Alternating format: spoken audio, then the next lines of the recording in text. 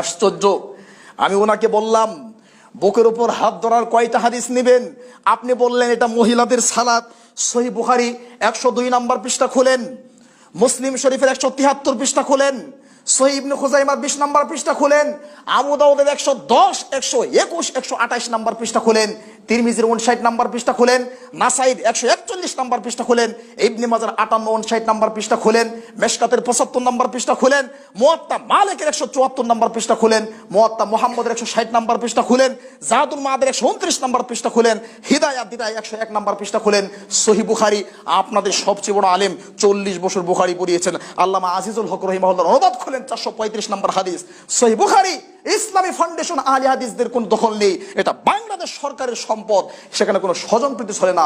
সহিহ বুখারী ইসলামী foundation অনুবাদ 2 নম্বর খণ্ড 702 নম্বর হাদিস খুলেন। সহিহ মুসলিম ইসলামী ফাউন্ডেশন 2 নম্বর খণ্ড 851 নম্বর হাদিস খুলেন। অসংখ্য হাদিস রয়েছে বুকের উপর হাত ধরার। কেন আপনাকে কেউ অনুমতি দিল বুকের উপর হাত ধরার কারণে আপনি মসজিদ ভেঙে দিচ্ছেন? আল্লাহর ভয় নেই? এটা আল্লাহর নবীর সুন্নাহ মনে হয় না? আপনি আশ্চর্য যুক্তি দেখাচ্ছেন যে আল্লাহর নবীর সাহাবীরা তারা মূর্তি পূজা করত, তো মূর্তি পূজার ভালোবাসা ইসলাম গ্রহণ করার পরেও ছাড়তে পারে নাই। এই কথা বলতে দেরি হবে, আপনাকে কাফের হতে দেরি হবে না। এই বিশ্বাস করতে দেরি হবে, আপনাকে জাহান্নামে যেতে দেরি হবে না। আরে আপনি তো জাহান্নামে যাবেন, ফেরাউন যেমন জাহান্নামী আপনিও তেমন জাহান্নামী, আবু জাহেল যেমন জাহান্নামী আপনিও তেমন জাহান্নামী। কেন? আপনি সাহাবীদের বিষয়ে বলছেন তারা মূর্তি পূজা পছন্দ করে। যেই সাহাবীরা মূর্তির কপালে লাথি মেরে মক্কা থেকে মাতৃভূমি ছেড়ে, মাতা পিতা আত্মীয় স্বজন ছেড়ে, মূর্তিকে লাথি মেরে ভেঙ্গে যারা মক্কা ছেড়ে মদিনায় চলে গেলেন, যারা বাপের সন্তানের বিরুদ্ধে বদরের যুদ্ধে নামলেন এই মূর্তি পূজাকে কেন্দ্র করে, ওই সাহাবীদের বিরুদ্ধে আপনি কি করে বলেন যে এরা আল্লাহর নবীকে ধোঁকা দিয়ে গোপনে গোপনে তারা মূর্তি পূজা করতেন? নাউজুবিল্লাহ, আস্তাগফিরুল্লাহ।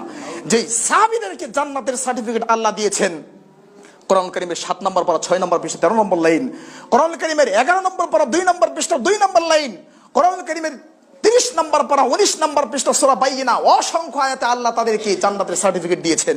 যেই সাহাবীদের বিষয়ে আল্লাহ বলেছেন কোরআন কারীমের 24 নম্বর পারা 20 নম্বর পৃষ্ঠা 3 নম্বর লাইন, ইয়ামালু মা শি'তুম, তোমাদের যা মন চা তা করো, তোমাদের সব ক্ষমা করে দিলাম।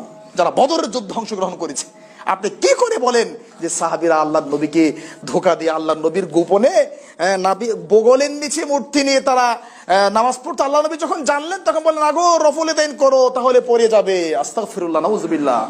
এই ধরনের কথা বলে জাতিকে বোকা বানানো যাবে না। আল্লাহকে ভয় করুন, কোরআন এবং সুন্নাহকে মূল্যায়ন করার চেষ্টা করুন, আপনার জীবন সুন্দর হবে। আল্লাহ আমাদের জীবনকে সুন্দর করার তৌফিক দিক, আল্লাহুম্মা আমিন।